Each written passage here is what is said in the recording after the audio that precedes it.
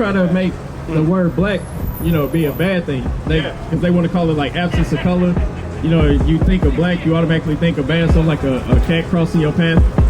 But that's just a color. We look at our skin ain't black. That bus is black. This brother's shirt is black. That Edomite shirt is black. The tires are black. Everything is black but our skin. So what would that make us? We have to be something else. What I say? What I say is what the Lord would tell us. Give me they want to call themselves like the land's name by the so-called white man. What's going on, bro? What would your nationality be? Brothers. What would you call yourself? Brothers. Or what would America call you? 2 minutes. I'm not African American, I know that. That's right. Because we all know that Africa is named after the so-called white man, and so is America. Like, you look like you clearly don't descend from two so-called white men, so what would you be, brother? I consider myself a black man. Black is a color out of the Crayola box. Black is best, which all other colors come. Now, if like they try to make the word black, you know, be a bad thing. Because they want to call it like absence of color. You know, you think of black, you automatically think of bad, so like a cat crossing your path. But that's just a color. We look at our skin ain't black. That bus is black. This brother's shirt is black. That Edomite shirt is black. The tires are black. Everything is black but our skin. So what would that make us? We have to be something else. What would you say? What I say? What I say is what the Lord would call us. Give me Deuteronomy 29:1.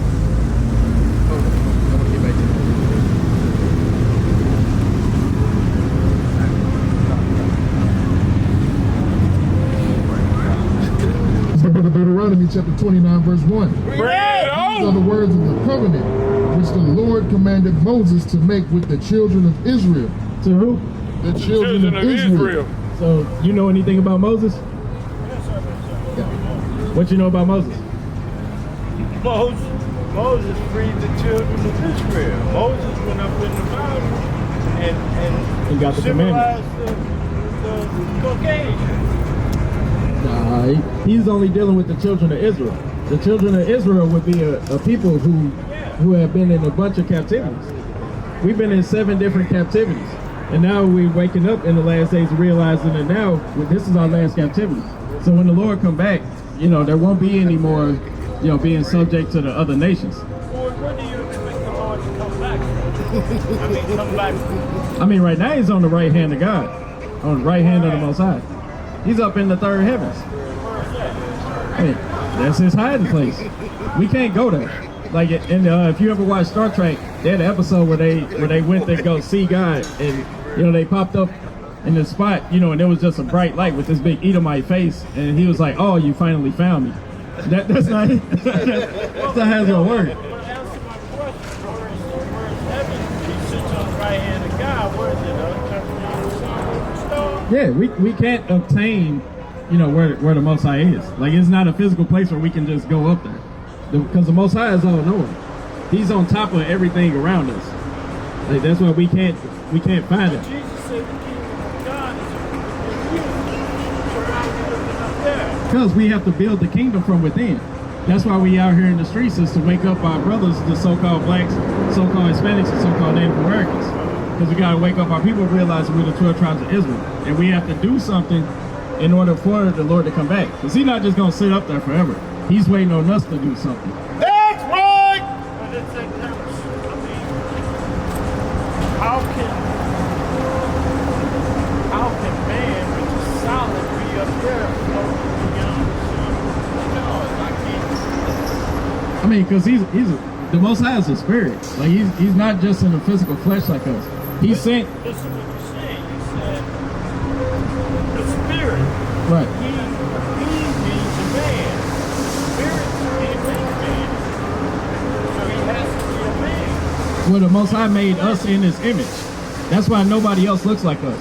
That's why when he said man was formed from dirt, that's why we resemble the color dirt. The so-called white man wouldn't be that. The so-called Asian man wouldn't be that. They don't have any melanin. And when they deal with the natural things like the sun, it actually burns them. That's the reason why we actually have protection from that. That's why we don't need, necessarily need sunscreen. Really. Like, you got them over in our land right now pretending to be us, and they can't deal with it. They don't even know the prophecies, and that's why you got things like the Red Sea right now is dried up. That's why we got all the famine coming. That's why we got earthquakes. You got the hurricane that just came and ransacked a lot of cities in the south. Brother got a precept for you. So this the book of Deuteronomy, chapter 11 and verse 21. Bring it on! It said that your days may be multiplied, and the days of your children in the land which the Lord swear unto your fathers to give them as the days of heaven upon the earth. Break that down. So basically, it's talking about how heaven is upon the earth. Like right now, where we are living in is the so-called white man's heaven. You know what I'm saying? The so-called, the ones who are ruling the earth right now, this is their heaven. You know, we won't have, heaven is not a place, hell is not a place, it's a condition. It's a condition, it's not a place that you can go. So when the brother was bringing out, it's like, the Most High is a spirit. You know what I'm saying? He sees everything, he's all seen. You know what I'm saying? So he can see, so that's why he made a firmament. You know what I'm saying? Because it's a third heaven above that. But we don't seek out the things that's above our knowledge. You know what I'm saying? Because the Most High is all knowing. You know what I'm saying? So only we think we got to do is survive how we survive, by keeping the Most High's commandments in this heaven that's owned by the so-called white man right now. I agree with you 1,000% because what you see on Washington, he has turned us into him. Yeah, exactly. You know, grown up to his time. We want to be like him. We think like him. We do things that even a damn animal won't do. That's not our way of life, man. That's his way of life. That's right. But what do we do to educate our people? What do we do to educate them? Because it's just lack of guidance. And it's not no leadership. Here in the city of St. Louis, the people are, I mean, it's just bad. I mean, I've lived in another city, St. Louis, if you study the history of St. Louis. Oh, it's horrible. This is where it all begins, right here, in the heart of America. The heart is what folks love to ride. St. Louis is the heart of America, and the heart of racism all throughout America. I mean, it's everywhere you go. Like, you can't get away from it. No. I mean, just the fact that like most young people, they don't even know that slaves was getting just brought in right there on the river. They got sold at the courthouse, just right there. They still got the little monument out there where they were actually doing the bidding there. Organizations of leadership failed. They have no place now. I've got an organization. I'm one of the officers back here. Descendants of American slaves, economic and social justice. But we got to do is we have to all come together and build coalitions to educate our people. How would they know? Well, we don't really need a coalition because I mean we got a true king. Our king would be Christ. Who the world so ignorantly calls Jesus Christ? His real name would be Yahushua, because that's a Hebrew name. Well, when I say build coalitions, I mean organizations such as yours and others have to come together and incorporate the teaching and share the knowledge. And that's what I mean by partnership, Right. building coalitions to educate our people. Yeah, that's why you see us in the street. That's why we're not in no dirty, stinking church. No. Yeah. And that's what we need to do. I mean, people that, ain't no youth in the church, that's a lot. Well, the whole thing with the church is just all a lie. Because that whole, like, Baptist and Christian religions, all that stuff, that stuff that was all so-called made by the so-called white man. That's why we got this sign right here that's breaking down on it. Even Rastafarians, all this stuff, it's stuff that's made up. None of that stuff is in the Bible. Because the Bible is only talking to one nation of people. That's right! It's the book of Colossians, chapter 2 and verse 8 in the G&T. Bring it out!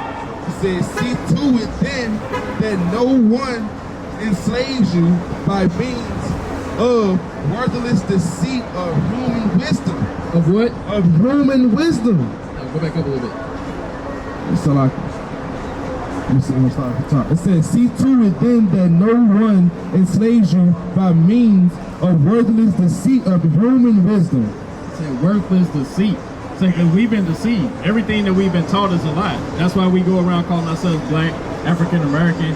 So we was called niggas before, Negroes, African American, Afro American. It's all madness. It's all just proverbs and bywords, and that's actually a curse if you read the book of Deuteronomy. Is it more than that? It said human wisdom, which comes from the teachings handed down by human beings and from the ruling spirits of the universe. You said it was handed down by where? By human beings. By the school system. By human beings. By the History Channel. By human beings. By Animal Planet. By human beings. By Discovery Channel. By human beings. By NASA. By human beings. It's all made. And from the ruling spirits of the universe, and not from Christ. See that? So that goes hand in hand. Right before you came up, we were reading Job chapter 9 and 24, where it talks about the earth being given into the hands of the wicked. So everything that they try to do is a main focus to keep us back.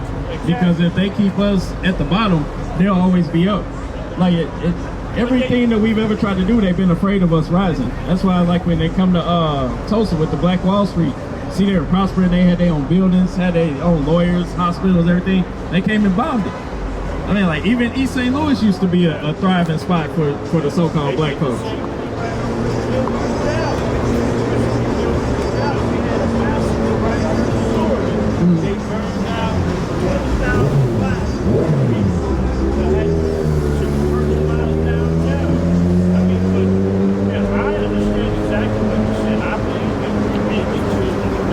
Oh, yeah.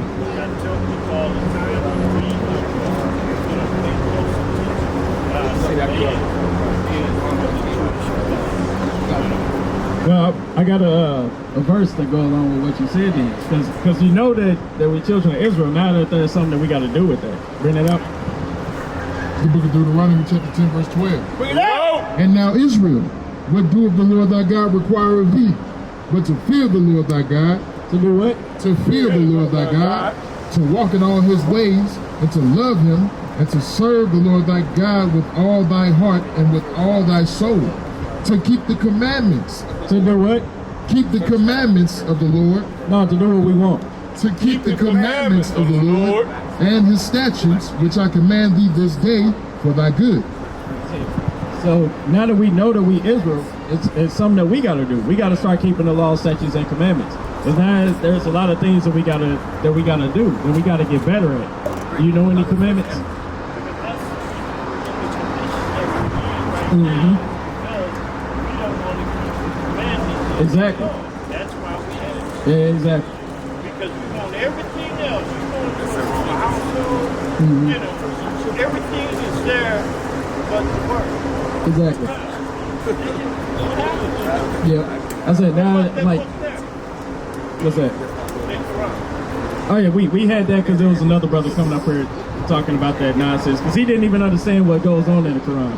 Like they think that the Quran, you know, it supersedes the Bible, and that's a lie. Because they try to say that the Quran is like a recitement, but it's not. Because if you look in there, the Quran actually tells you that it's okay to beat your wife. They say if your wife don't listen to you, then you forsake her in bed, and then if she keep on being stiff-necked, then you beat her. When, if you read the Bible, it says that we're supposed to love our wives like we love ourselves. But the most important thing about both of those books is that those books, I guess I don't have a book to say here since I'm a woman. scripture is a part of the Bible. Mm-hmm. It's a bigger book. Yeah. These is just part of it. So But that one came from a man. Like that. These came from the word of the Most High. Let me get a precept on that. It ain't for you. No, hey.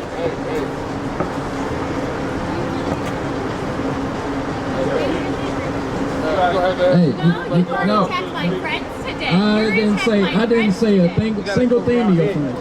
If your friends don't know how to deal with it, that's their problem. That ain't got nothing to do with You me. guys are doing something so ugly. I just want to know the women. Come on, bring that up. It's the book of 1 Timothy chapter 2 verse 11. Let the women learn in silence. Do what? Let the women learn in silence. What the Lord say? Let the women learn in silence. No, you let the women buck up against men while they're in the midst of having a conversation. Let the women learn in silence. Go ahead. With all subjection. With what? With all subjection. With what? With all subjection. What the Lord say? With all subjection. You're supposed to be in subjection. You're supposed to be learning. But instead you want to run the whole household like the so-called white man and white woman has been doing all of our lives. The Lord is not dealing with that. We are past those times. This is no longer slavery. Just like that, the wicked flee, man. Back to what I was saying, that we have grown into their minds. It's going Madness. madness. They don't know that they're enslaved.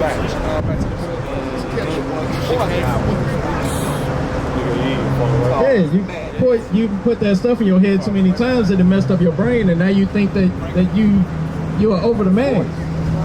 That's one of the things that's wrong. Give me that in 1 Corinthians 6 about the order of the family.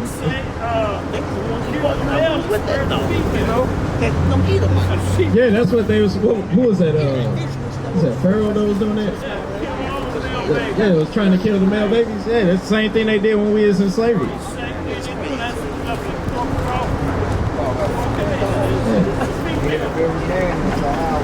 Just came over here just trying to interrupt us. We having a good conversation. We were sitting here talking for a good 15 minutes, man. They don't like that. They don't like They don't like that. Talking to you behind your back. No. It's the book of 1 Corinthians chapter 11 verse 3. But I will have you know that the head of every man is Hamashiach. It's who? Is Hamashiach. It's Jehoshai, who the world so ignorantly calls Jesus Christ. Go ahead. And the head of the woman is the man.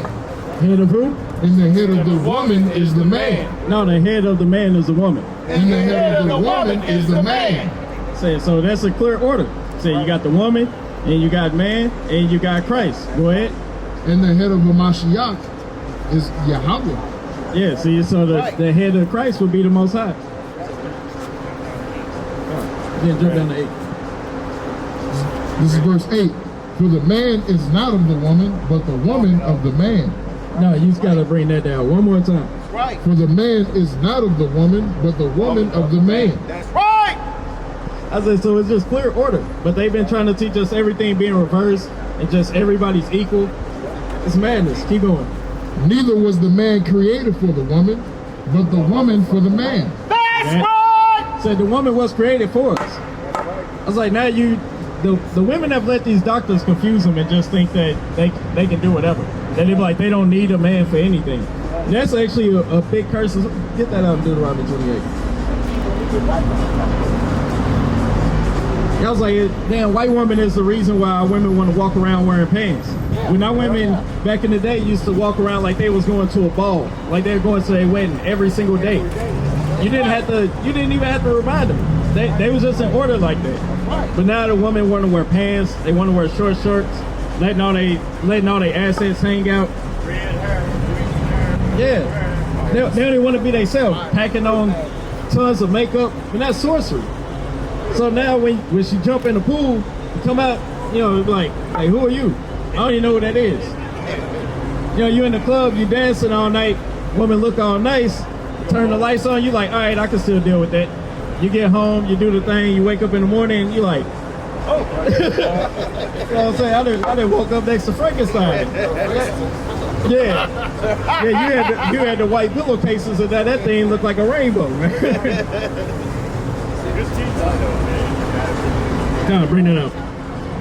This is the book of Deuteronomy chapter 28 and verse number 56. It said, even the most refined woman of noble birth, so rich that she has never had to work anywhere, will behave in the same way when the enemy besieges her town.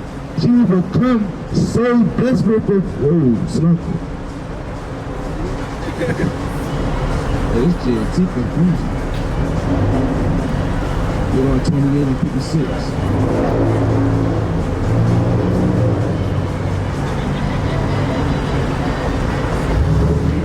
Bring that out in the KJV. That's weird. Bring book of Deuteronomy chapter 28 verse 56. The tender and delicate woman among you. The what? The tender and delicate woman among you. Yeah, see, so a woman that actually will hearken, you know, a woman that's supposed to be nice, gentle, and soft like we want them, you know, that's what a woman's supposed to be. Go ahead. Which would not adventure to set the sole of her foot upon the ground for delicateness and tenderness. Her eye shall be evil toward the husband of her bosom. He said, no, she gonna love and adore him. Her eye shall be evil toward the husband of her bosom. No, she gonna listen to him and obey everything that he said. Her eye shall be evil toward the husband of her bosom, and toward her son, and toward her daughter. See, so she gonna want to rule the house. The Bible tells us not to be a lion in the house, but that's what the woman want to be. She don't even want to be a lioness. She want to be the lion. She want to be the king. Our women got that woman king spirit, man. Life is not Netflix. Yeah. It's madness. God, they just want to run rampant. It's not the Lion King. Like, there is an order. If you look at animals, they clearly know the way they're so supposed to be. The woman is not trying to be the one to do everything. Like, yeah, you know, depending on what species, you know, you might have a woman to go out and get the food, but that's because the man is the one that's actually, you know, the one that's inferred. He the one that's holding down the whole fort. And he got everything going. But the Lord gave us something that he didn't give to us. Yeah, he gave us laws, statutes, and commandments. He didn't give that to them. That's why they don't understand order. Yeah, he not only that, he gave us a mind that the ability to think. Dogs don't have minds. Why? I notice you keep going to the Old Testament. I mean, we read all of it, but it's just, if you go to the churches, yeah, we read Timothy and Corinthians. You know, those are Paul's letters, and we all know that Christians love Paul. They go to Paul more than they do Christ. I say this, that I believe in the New Testament. That's the Kind of, you know, straighten that up. That's why he spoke in parables a lot, and it was because it was only meant for his chosen to actually understand it. You got another one? I got 13. Malachi 3:6. It's the book from Malachi chapter 3. In verse number 6, which reads, "For I am the Lord, I change not." He do what? I change not. That's No, right. the Lord is clearly different between the Old and New Testament. I change not. Go ahead. Therefore ye sons of Jacob are not consumed. See that? Said he's not gonna do away with his people. He doesn't change. Like, he made a covenant. When you got a covenant, you gotta think of that like modern day, like that's a contract. If you go into the NBA, you sign a contract, you gotta follow the rules, or guess what? That contract gonna be null and void. That's The right. covenant is a contract that can't get swiped away. Like, no matter how much we go off, no matter how much we want to be stiff-necked and rebellious to it, the contract is still in. That's why we have to continue working on it. Like, if the manager and the owner of the basketball team say, hey, you got to go out there and hit 23s tonight, you're going to be out there in the corner at the top of the arch bucking up things all night, at least trying. You can't just give up. You say you got precept? You got something. So this is well, in Matthew 5 and 17, where Yahweh says he's come not to destroy the law or the prophets. I'm reading out of the study Bible that just clarified what he just said, that the Old and New Testament are not two different things, right? And it says, this is then breaking down in the study Bible what verse 5 and 17, it says, having laid the foundation of the message in the summary statements of the Beatitudes, Yahweh now proceeds to show the superiority of his message to that of the law of Moses. So what? To that of the law of Moses. He makes it clear that he had not come to destroy the law. He didn't do what?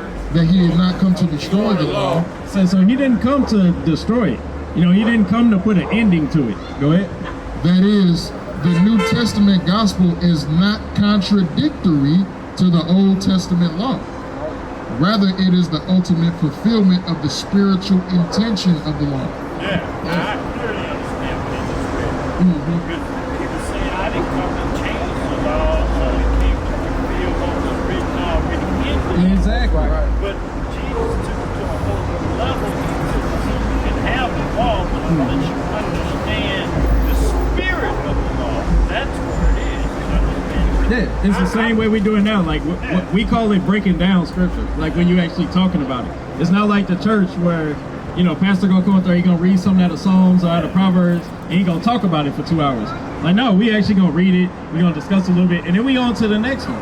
Because it's so much book that you can't just get stuck on one, because you're gonna forget about everything else. You're gonna be so distracted on that one thing. It's like if you studying for a test in school, and it's like, all right, well, only thing you studying is just this right here. Well, you forgot about how to do the rest of it. 2 minutes to the word of the Lord. What's that? 2 minutes. This is Romans chapter 7, verse 14. For we know that the law is spiritual, but I am carnal, sold under sin. You know what? But I am carnal, sold under sin. I said, so that was Paul saying that you know, he's carnal and he's subject to sin. Because, you know, it's not us that want to do this. We know the laws, statutes, and commandments, and we know what we're supposed to be doing. Even if it's just, you know, our people knowing just the you know, what they call the 10 Commandments. Because it's actually 613 laws, statutes, and commandments. But even if you just know the 10, it's still easy to live by those. Because in the 10, it doesn't say anything about homosexuality. But we know that it's not supposed to be man on man and woman on woman. I was like, you know, bring that up. It's the book of Romans, chapter 7. I'm sorry, 14. It's the book of Romans, chapter 7 and verse 14. It said, we know that the law is spiritual, but I am mortal, sold as a slave to sin. As a what? As a slave to sin. So you don't want to be a slave to sin. Like that you just don't know how to overcome it. You just let that sin sit on you, and now it's like a weight on your shoulders just dragging you down. Go ahead. So I do not understand what I do, for I don't do what I would like to do. See, so he clearly know that, you know, there's things you want to do. Just like if a woman walking by with no clothes on, you don't want to look, but you know your eyes gonna be weak, and you just gotta take a glance. You know, that's your body being a slave to sin, because it's not what your spirit and your mind wants to do. It's what your flesh wants to do. Go ahead. But instead, I do what I hate. You do what? But instead, I do what I hate. So the Paul was conflicted. You know, like he did it, and it's like that moment when you get instant regret. He just like, I can't believe I did this again. Since what I do is what I don't want to do, this shows that I agree that the law is right. So I am not really the one who does this thing. Rather, it is the sin that lives in me. So see, so it's like sin is always gonna be just knocking at that back door. It's like somebody that's just standing over your shoulder, just waiting for you to do something. So then as soon as you go off, they gonna promote that. Like they gonna hearken on that one thing and just be like, yeah, that's what you're supposed to be doing. But then deep inside, you like, this is wrong. I know I ain't supposed to be doing that. The world want to call it a conscience. We don't have a conscience. We have spirit, and our spirit wants to be connected with the spirit of the Most High. That's right. Call it a conscience. Exactly. I know that good does not live in me, that is, in my human nature. For even though the desire to do good is in me, I am not able to do it. I do the good I want to do. Instead, I do the evil that I do not want to do. So if I do what I want to do, this means that I am no longer the one who does it. Instead, it is the sin that lives in me. See that? Because that's not what we want to do. We know what we're supposed to be doing. And that's why the book of Romans said 11, 13, 11. Say, I think it's 13, 11. Say Romans, I believe it's 13, 11. Say it's high time to awake out of sleep. Because we've been sleeping in a docile state for a long time. And that's why we in the streets. We telling our people to wake up. Because if we in the church, then how we gonna tell somebody to wake up? Our people, we already talked about it, our people don't want to be in the church. Because we've been deceived for so long that we tired of hearing those smooth sayings.